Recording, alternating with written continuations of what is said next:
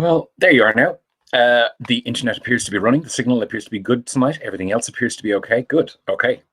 Let's take a win while we have it. Good evening and welcome to, and again, this sounds really strange in my head, but I'm going to say it anyway. Episode 40 of Shelf Analysis. I'm going to take just 2 minutes to just take a brief look back over my shoulder, particularly while we're all in the situation that we're in right now, and particularly while those of us are in the situation we are in Dublin. Shelf Analysis started in the very first few weeks of lockdown for a number of reasons. One of which was I was in lockdown like everybody else, and I was sitting at home frustrated at not being able to talk about books with authors and with people who loved books. You know, I looked around and saw an awful lot of chat shows. The Late Late Show was having people on Skype at that point, and I thought, well, if it's good enough for everybody else, I should have a crack at this. Of course, I was always that one person who said, I'm never going to get a YouTube channel. Why on earth would I want one of those? 40 episodes later, here we are. Welcome along to the program. If you are watching for the first time tonight, thank you very much. There are 39 other fantastic episodes with incredible authors that are all worth your look. All you got to do is go to the YouTube channel, just look up Shelf Analysis Ricochet on YouTube. You'll find all of the previous episodes there. Maybe you're watching live on YouTube now. That's a pointless thing I've just told you, but maybe you're watching in the Ricochet Book Club tonight, in which case, good evening and hi to you all. If you're watching back on RTE Culture as well, as also happens, how are you? I hope all is well. I hope you're bracing yourself in the same way that I am tonight. So you have to have your priorities. A couple of things I want to mention before we get in to our guest tonight. The first of which, and normally I'd leave this to the very end, I will tell you who next week's guest is going to be on next Wednesday night's episode at the very end tonight. There is also going to be a bonus episode next week. It's the first time we've done one of these, and it's primarily because there's a lot of people I want to talk to, and there's only one Wednesday night a week. So every now and then we will have bonus episodes of Shelf Analysis. Next week is going to be one of them. So if you want to keep an eye to next week's episode on Wednesday, I'll tell you more about it. It's either going to be Friday or Saturday, it will depend. That still is yet to be decided, but we will have a bonus episode next week with somebody whose work I admire very much in the UK, and somebody you will know probably from entirely different fields, but who's also written books as well. I'll tell you more about that next week on the program, so just keep an eye to that. A couple of things, post as well. I think these are very much worth your time. So you may have seen me talk about these on Instagram, but just in case you haven't, this arrived today. It is the incredible Elif Shafak. You might know Elif from her non-fiction political writings. You might also know her because she was longlisted for the Booker last year. Was she shortlisted as well? Longlisted for the Booker. Anyway, this is called How to Stay Sane in an Age of Division. It is also gloriously only this wide. So a subject that I'm fascinated in by an author whose work I like very much, and something that I'll have read across the course of a Saturday afternoon that's new, and it's from the Wellcome collection. If you've ever been to the Wellcome Foundation in it's not in Kensington, it's near Baker Street in London. This is part of a series that they put out, but that's from Elif Shafak. It's called How to Stay Sane in an Age of Division. Does what it says in the tin. Also arrived, and from somebody who I'm going to be doing an event with very soon. This is the actual real cover. I've only had the proof up until now of Graham Norton's Home Stretch. It's Graham's third book. I've read this really recently. There's going to be a lot of people reading this into the run-up to Christmas. I can guarantee you, if you like the first two Graham Norton novels, this is going to work for you as well. I'm doing an event with him. We've mentioned it here previously on Shelf Analysis, but it's going to be as part of the Dublin Book Festival this year. And it's Graham and I physically in a room together, talking to each other like real people and like we used to in the old days. If you want to find details about that, you can buy yourself tickets to that, and you also get a copy of the book as well. That's on the Dublin Book Festival website. And finally, this I've fetishized about a couple of times this week. I mentioned this when I was on Today with Claire Byrne this morning on RTE Radio 1. This is The Art of the Glimpse. It is a brand new anthology attempting to redefine what is the canon of Irish short story writing. It is put together by the wonderful Sinead Gleeson, and Christmas present ahoy, it is over 700 pages. In terms of the people who are in this, it's got everything from James Joyce and Bram Stoker all the way up to Sally Rooney. I'm going to pick some random names and read them off for you. You've got Leland Bardwell is in this, Kevin Barry. There is a bit of Beckett in here too, Blind Boy Boat Club, some Jan Carson, some Donald Ryan, Elske Rahel, David Park has something in here as well, some John McGarren, Mike McCormack, Joseph O'Connor. There are Edna O'Brien, Flann O'Brien, all of the best O'Briens are also in this book.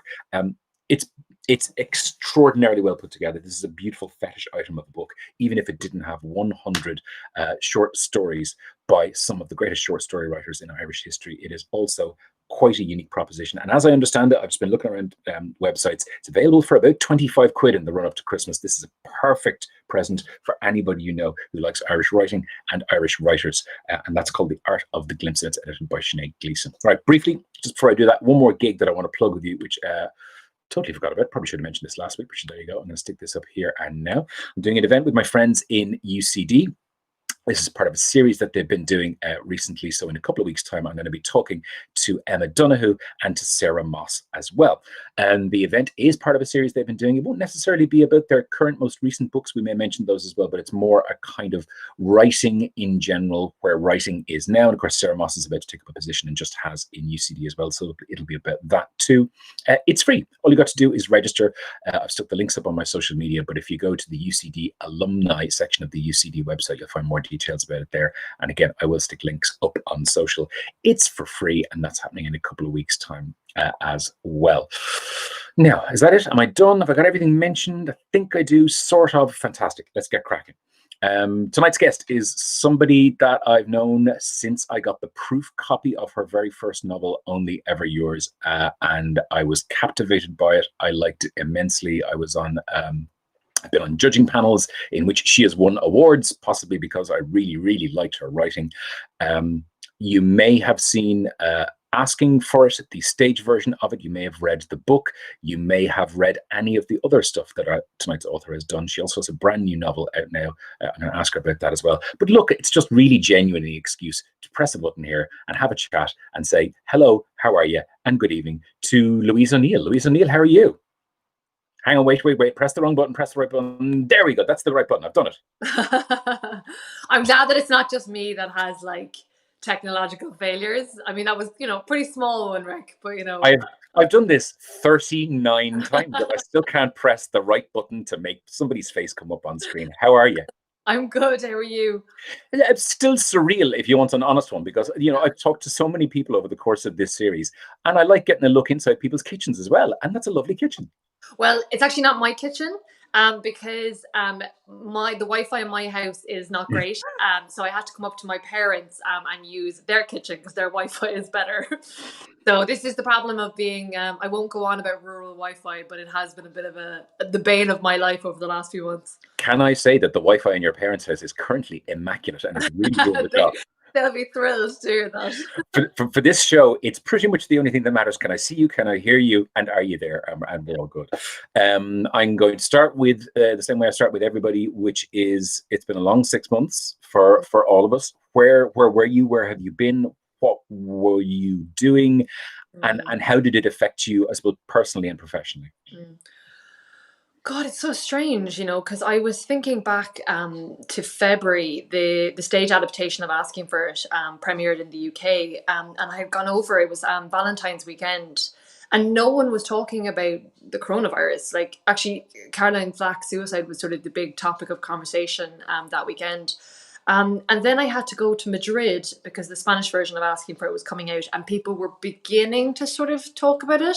And then at the end of the month, I had to go to London for an event over there. And that was when I started to feel uncomfortable about having to fly. There was a few things I was like, I'm not so sure about this. But I think I still thought that it was going to be similar to, let's say, the swine flu, where there was a lot of talk about this, but that it didn't, I suppose, affect me, to be really blunt about it. And I suppose I never thought that it would, shut down the entire world. And at the beginning, like, I felt really paralyzed by just fear. I think I'm someone who I absorb people's energies really easily. And I think even just going to the supermarket just felt like this almost overwhelming experience. I think it was really hard not to internalize all of the anxiety and panic and uncertainty in the atmosphere. And I couldn't read, I couldn't write, I couldn't which is the reading particularly, like, I've never really gone through a period of time, no matter how unwell I've been, that I wouldn't have been able to read. But, I wouldn't even, like, when people would have said, oh, watch Tiger King, like, I would watch 10 minutes and be like, I can't even concentrate on this. Like, my attention span was just, I felt like my brain was broken. So it's, and I mean, it definitely got better, but my partner lives in Dublin, so I didn't see him for 4 months, and that was really difficult. But you always feel kind of guilty even saying these things, because you know that there are other people who were in such horrendous situations, where either they were working on the front line, or they were trapped in an abusive relationship under in lockdown, or a family member died. So I suppose I have to be sort of aware and conscious of the fact that I suppose overall was I was lucky, but I think it's still that still doesn't discount the fact I think it was difficult. It's strange in that I haven't really thought about it in a while, but you've reminded me that I was in London the last weekend, just at the very end of February. I think we were there for Liz's birthday. And again, I remember seeing people in the airport, maybe two or three people in Heathrow on the way home wearing masks, and thinking, that's a bit extreme. Why are they wearing masks? Oh, that's that you're taking that very seriously. And literally within 2 weeks, we were all trapped in I our houses by the plague. I know. Do you know what's really interesting is that I went to Thailand. My uncle lives there, and I went with my mother last summer. And whenever I fly, I always tend to come home with like a bit of a sniffle. So I actually bought like a face mask to wear, and I felt too embarrassed to wear it on the flight, so I didn't wear it. And it's just so funny to me now that like we're just all so used to wearing them. And if you think, I suppose, of in Asian cultures, like how that is really, I suppose, part of just their society, and you understand now, like, whereas before you'd be thinking, God, I wonder why they're wearing the masks. But I mean, they've gone through this with SARS and with swine flu, so of course they're more used to wearing their mask, or they were at that time anyway. And that it just took us a little bit of time to catch up.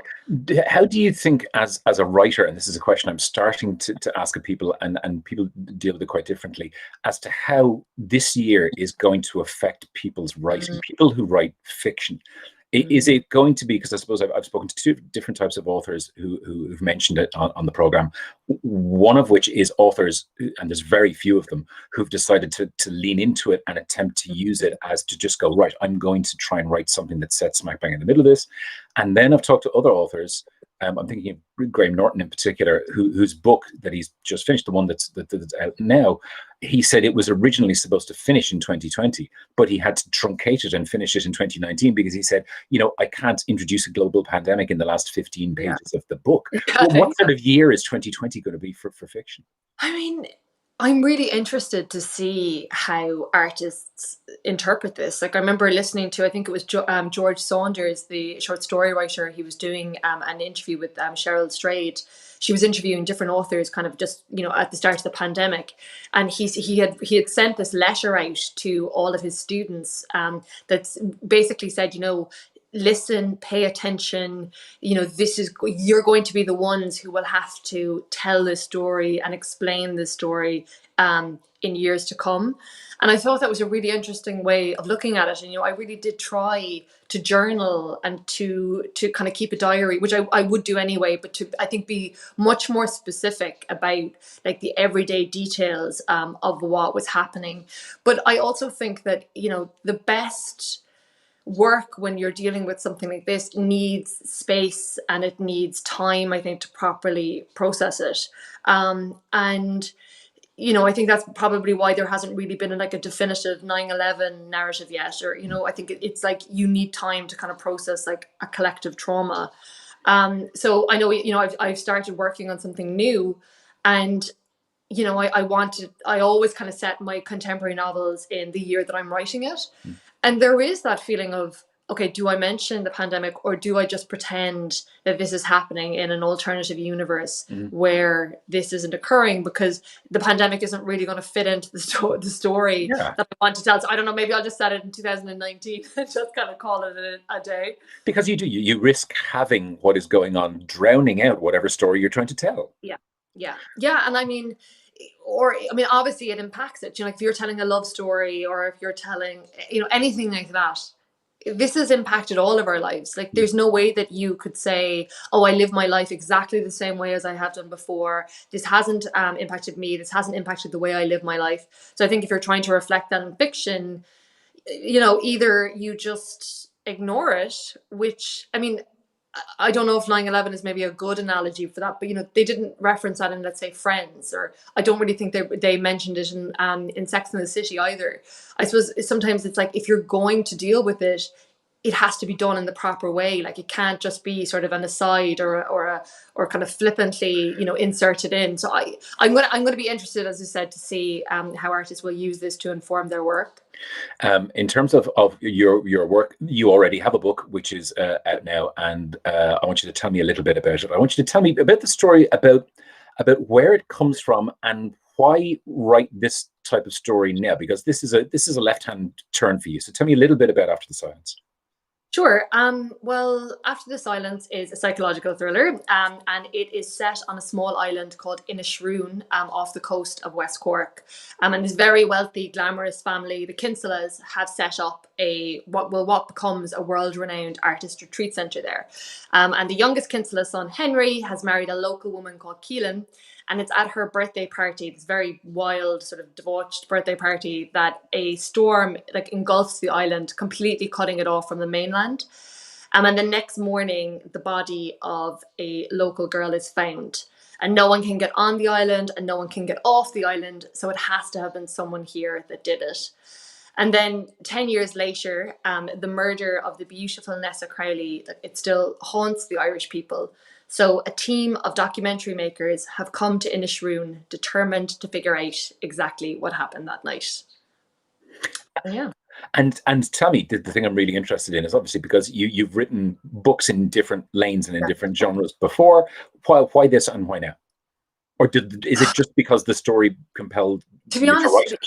it is just because the story compelled me to write it. Like, I think that, like, the idea for a story will come, and then I will think, okay, well, what is the best way to tell this story? And I think it became very, I mean, this is a story about an unsolved murder, like, about secrets, about, like, the lies that people tell themselves in order to survive. So I think even the tone of it very early on, I thought, oh, this is actually reading like a psychological thriller. Mhm. And I almost feel guilty saying that, because there are people who work in this genre who are just so incredibly skilled at what they do, and you feel almost like kind of like imposter syndrome, going, "Oh, I've written a psychological thriller." But I also think that it was funny when I was talking to a friend of mine at the beginning of this. We were talking about just authors that we really loved in this genre, and she said sometimes crime and psychological thrillers get a bad reputation because, she said, the less skilled authors, I suppose, tend to use women and women's bodies, and I suppose as kind of like a trope or like a plot device. Where she said actually the good authors will use psychological thrillers as a way of interrogating female fear. And I think I really wanted to fall into the latter category. And I think there's been, this wasn't a genre that I would have traditionally. I'm a real scaredy cat, and I hate too much like suspense. But I think over the last number of years, there've just been these amazing female authors, who I suppose have been doing what I said there. Like Erin Kelly, interrogating rape culture, and He Said, She Said, and Leanne Moriarty, in Big Little Lies, dealing with domestic violence. Megan Abbott is incredible at that. He's sort of dealing with hysteria and female sexuality. I mean, Tana French is a genius. Liz Nugent. There's just these amazing writers working in this genre, and I suppose, hoped that I would be able to produce something that could kind of go along those shelves. What I love is, wait, I love moments like this. Just give me a moment. Just wait. Because people can comment on this, obviously, primarily in the Ricochet Book Club. If you're watching this in the book club, you can drop us a comment. Liz Nugent says, "Hi, Louise. Welcome to the conspiracy of crime writers." I didn't know she was listening. Oh my God, she's gas. She's so talented. She's brilliant at what she does. And it's a good thing you included her in that list, or there would have been war, frankly. Right. I got a couple of things I want to do before we get into the books that you've chosen for tonight. Paula just says, "I absolutely loved asking for it. So did my 16-year-old daughter. She went with her school to see it in the Gaiety. She raves so much about it. I ended up going in as well." Aisling just says, "After the Silence sounds brilliant. Another one for my list. Fair play, Aisling. That's one more sale. Well done." Yeah. Paula says, "Loved After the Silence. Couldn't put it down." She's obviously read it at this stage. And my favorite so far is, "Louise's skin is stunning. What's your secret?" Tell her it's oh my god, this is funny now. It is a lotion called P50 and Drunk Elephant, their vitamin C. So yeah. A lot of exfoliating goes on. Things I did not think I would hear on the show tonight. Drunk elephant vitamin C. That's new. Okay, we're going to crack on with the books that you've chosen for tonight. The brief for every author when they come on Shelf Analysis is pick anything you like. It can be everything from brand new to pretty much almost out of print. So where are you going to start tonight? What have you got? It was really hard actually when you asked me to pick four books. And I kind of just picked, this is terrible now, Rick, but I sort of just picked maybe ones that I had read recently, just because I think, and you'll be the same as me now, when you read frequently, sometimes if you ask me like what I read in January or February, I'm like, not a clue. I literally can't. Nope. It's gone. Yeah. And I've actually started keeping a list of books that I read every month, because what would happen is I would go into interviews and people would say, what have you been reading recently? And my mind would go completely blank. It was as if I had never read a book in my entire life. So I chose four novels that I've read kind of in the last like 1 or 2 months, because those are the ones that are like the freshest to me. I'm just really afraid now I'm going to offend someone, but anyway. Great. Okay, so I'll choose this one first. It is A Ghost in the Throat by Doireann Ní Ghríofa. Mm-hmm. And this came, I think, about 2 or 3 weeks ago. And it's just, and the thing is, it's funny, because I really love, the Tramp Press women, Lisa and Sarah. And I just feel like they're so good at what they do. It's as if they are completely capable of writing a novel that isn't groundbreaking and sort of like hailed as, just defying genre. And I think this is just no exception. So when it was sent to me, I was really, and I know Doireann from social media, from Instagram primarily, and she's just this incredibly nice woman. So I was really hoping, that kind of fear where you're like, I really hope I like this, because I like all of these people so much and I really want to like this. And I just, from the very first page, I was like, oh, thank God. Because it is just, it is spectacular. And Doireann is a poet. And I think that, like, I really love reading, I think, when a poet writes prose, because it's just the way they play with language, and just different images that she used. Like there's one, sorry, so I'll try and explain it. So Doireann is really fascinated with this poem. It's like a Queena by Eileen Dove. And it's like, they say it's autofiction, so I'm sort of trying not to talk about it as if it's a memoir. So I think she becomes really obsessed with this poem, and wants to. She's very dissatisfied with the amount of information that is around the poet's life, and she feels like it's, I suppose, really told through sort of a male lens, and she wants to reclaim her in a way. And then there are these really interesting, I suppose, parallels between the poem and Doireann's life as well. And it deals really beautifully with motherhood and childbirth, and all of these things that I obviously haven't experienced myself. But it's just, the writing is so sublime. Like every sentence, I was like, that is just the most perfectly constructed sentence, and it's just gorgeous. I remember there was this one part, just this one line that really stayed with me, where the narrator says that she had been, I suppose, we get this sense that maybe that she was ready to take her own life, or that she was ready to jump into this river. And then she talks about meeting her husband a year later, and she says, my hair was still wet. And I just thought, God, that is just the most gorgeous way of putting that. Like, I was so jealous. I was like, oh, I really wish I had thought of that. And I think that's when I think when writing is really special, when you just think, that is just such a unique way of putting that. I've never heard someone phrase that before, but I understand exactly what you're trying to say. Yeah, I pretty much said the same sort of things on Today with Claire Byrne this morning. Oh, I was talking about that as well. Rick, your audio's gone there for me. Should I just keep doing this? Can you hear me? Can you hear me? No? Because everybody else can hear me. At least I hope everybody else can hear me. Can everybody else hear me? I'm going to keep talking while Louise's technology just... Because this wouldn't be the first time this has happened. I don't know. Oh, no. Do you want to go on and off? Let's try that again. I'm going to kick Louise out. Yeah. Okay. Let's try kicking. There we go.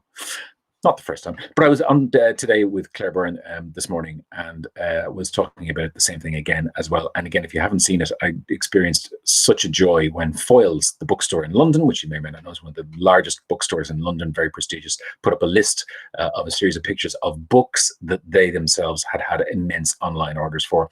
And one of them was for Darren's book. And that made me quite excited. And I was quite happy with that. I think Louise is back. I'm going to try to see if she can hear me this time around. Can you hear me now? I can hear you now. I was like, I just want to do Technology. one of these things and for it to go smoothly. I can't cope with like I feel like I've just aged about 10 years from doing all of this. If it's any consolation, I lost Graham Norton 3 times, and he came back every time, and we still just continued the conversation. Okay, that's good. That's good This is to know. technology. Okay, that's brilliant, lovely. Give me book number 2 then. What are you going to choose from this? Okay, I am going to choose Kylie Reid. Such a fun age. Such a great book. And it opens with Amira, who is the main character in this, and she is a young black woman who is babysitting a white child, and they're in a supermarket, and she is accused of kidnapping the child, and it's just like I love that when you're like thrown immediately into the story, and I suppose I really got a sense of like the characters and this world and who these people were, and I think as the book continues, it's just such a great exploration of race, but also class, because it's just the relationship between Amira and Alex, who is the white woman who employs her to mind her child, Mhm. is just it's so uncomfortable. And I think actually what's really interesting is I think it was Martin Luther King said, the white moderate is one of the most dangerous people. And I think in this it's a really good interrogation of nice white people, who they're not, like Alex isn't, wouldn't consider herself racist, and it's just she just tries so hard, and just the things she says are just so like you just do like a full body cringe, Mhm. and you could really understand someone wanting to kind of go out of their way not to seem racist, but like it just like it's just really embarrassing, but it's just so well done. And I think it, especially with class, which I think that because when the book came out, I think there was so much that was said about how it dealt with race, but actually I thought the way that it dealt with class was really interesting. You have this middle class white couple, who are very comfortable, and then you have this young black woman who is financially struggling. And I think I read a proof of a book that's coming out next year called Luster, by Raven Lilani, I think is her surname, and it's going like she's all anyone's going to be talking about next year. And I thought it was it's a book about a young black woman who gets into this relationship with a white couple, like an open relationship with them, and again the I suppose the discussion of class, and how that just impacts that relationship. And I think just when you see sometimes how young people, like people in their early 20s, are just really struggling, and have no money and are trying to deal with rising rent prices, and I suppose have been sold this lie, that about that if you work hard enough and you're really good at what you do, then you'll be able to, I suppose, feel financially secure and buy your own house. And then I think that gradual realization that maybe that's not necessarily true, I think is beautifully handled in this as well. I think that's one of those books that strangely there are threads that run throughout the series so far, and there are certain books that have turned up more than once, more than twice, more than 3 times, and that one's turned up quite a lot. So it's been recommended. Emily says, I loved Such Fun Age. I was disappointed yesterday it didn't make the Booker shortlist, but the Booker Yeah. shortlist appears to be really, really, really strong. And that's a whole other conversation which I am actually going to have elsewhere. You've got 2 more you want to choose. I have them here because you actually read them digitally. So therefore, I'm going to pick. Yeah. Which one do you want to pick? I've got your I covers. always feel very guilty about that because I do prefer to read like a physical copy. But I'm someone who I just need to have a book with me at all times. So if I'm in a queue or if I have to wait for anything, at least I'll have my book with me. And the Kindle is just so handy, and especially for traveling. Even though I remember this one time that I got on a flight, it was like a 4-hour flight, and I picked up my Kindle and I had charged it, but it had gone dead. And I honestly, like, I just had this shiver of, I was like, I'm facing down a 4 hour flight and I have nothing to read. And it was just this Because awful what are moment. you going to do? You're not going to stare at the window. You're not going to talk to other people. I No, know, you it need was a book. horrendous. It was just me and my thoughts. It was awful. No, But yeah, but people, I suppose sometimes with proofs, people will, if the physical proofs aren't out yet, but they want to get a quote for the cover, they will send you an early PDF, like which one of them now here, which I will mention, which is Ellen Coyne's book. Um, fantastic. yeah. That's it. There we go. Wait, wrong button. Extra button. There we go.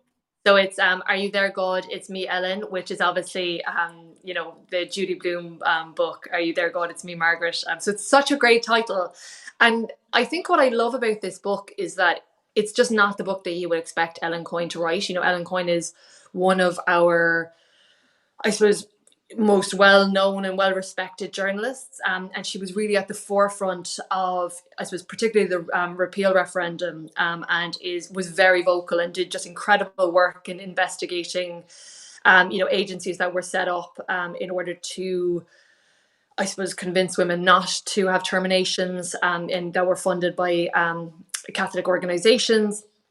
So I think what it really surprised me, because when I read the book, it's basically about Ellen's desire to return to Catholicism, and it was so.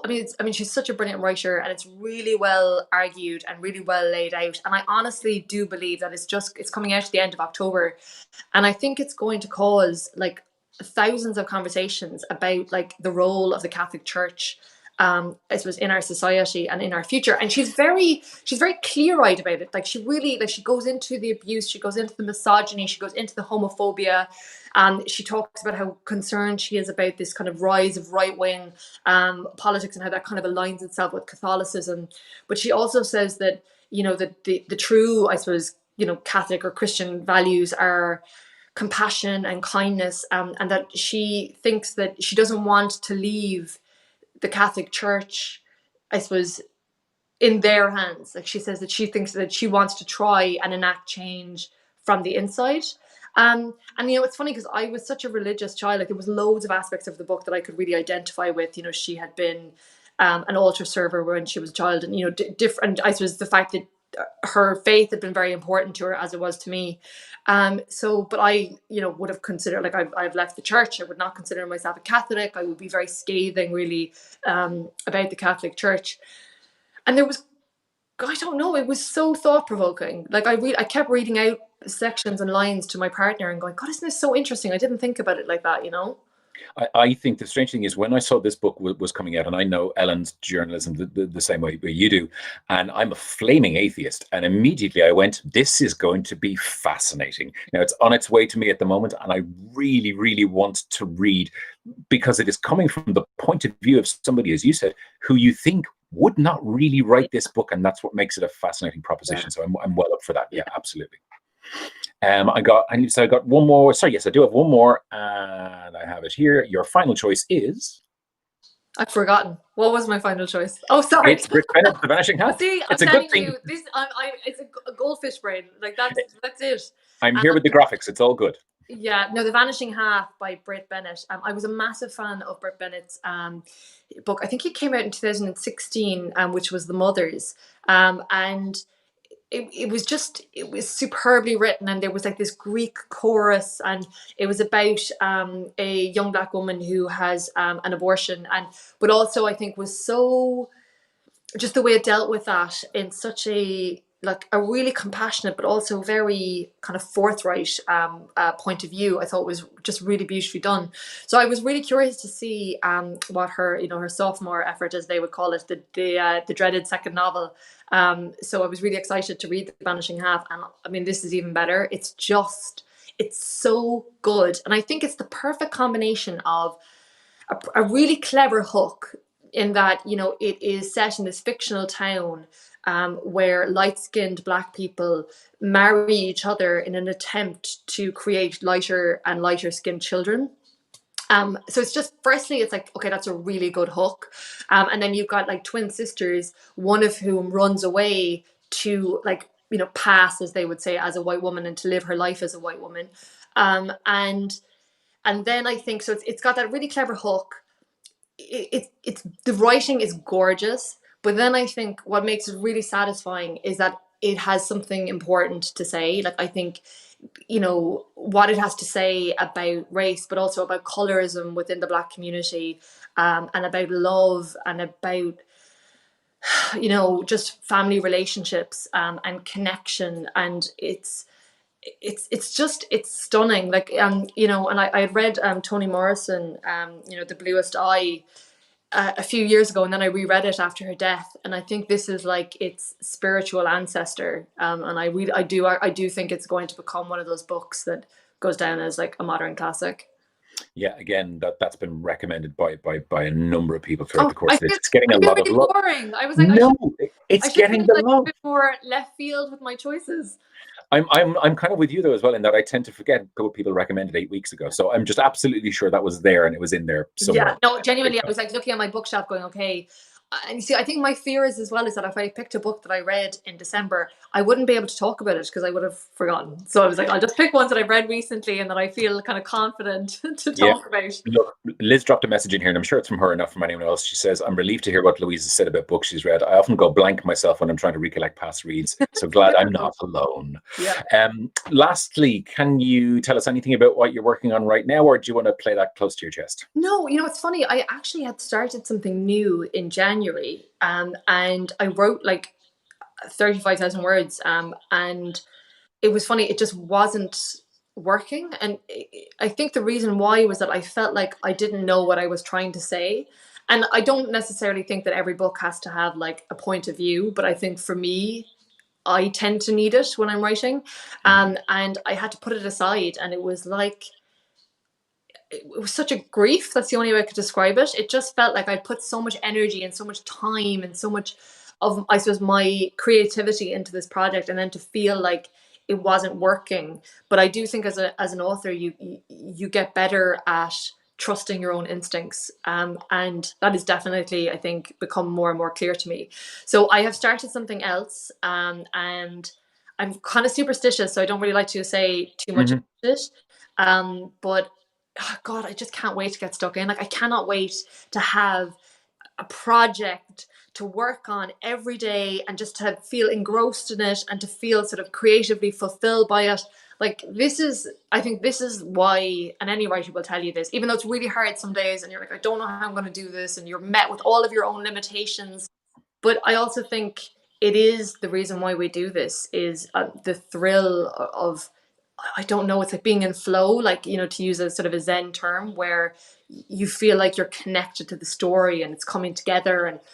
And I think that faith, that hope at the beginning, even though you have no idea how you're going to write this, or you have no idea how it's going to turn into a full book, it's like that faith, that leap of faith that you take is terrifying, but also exhilarating. And that is a brilliant place to finish. Can I say best of luck with it, Thank wherever you are in the process right now. Thanks a million for taking the time out tonight. Thanks to your parents for the use of the Wi-Fi. Fair play to them. Well done. And Louise O'Neill, the book is After the Silence. And thanks a million for joining us. Cheers. Thanks, Rick. See you soon, Louise. Thanks. Bye. And that's the end of that for tonight.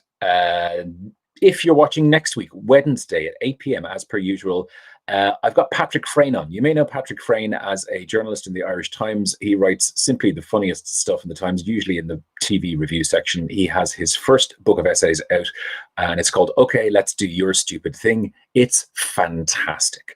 So I'm going to be talking to Patrick next Wednesday night at 8 o'clock, the same night as his book would have been having its official real world launch, but of course we can't do those things right now. So there might be one or two special things happening as part of that next Wednesday night. Next week, I did promise you, it is true, there will be a bonus episode of Shelf Analysis with a very, very, very well-known and famous figure from the UK who's written a novel. And I'll tell you more about that next week. I don't want to jinx it just yet. But that's it. You can catch all the rest of the episodes, the previous 39 of them, on the Shelf Analysis YouTube channel. You can just look up Shelf Analysis on YouTube. You can find it all the other stuff that goes on during the week in the Ricochet Book Club, if that's not where you're watching right now. Other than that, thanks a million for joining me. Have a brilliant week. I'll catch you on RTE Gold tomorrow morning from 10 a.m. and on RTE Radio 1, 6 o'clock on Saturday evening. And other than that, I'll see you next Wednesday here. Take it handy. Have a lovely week. Good luck.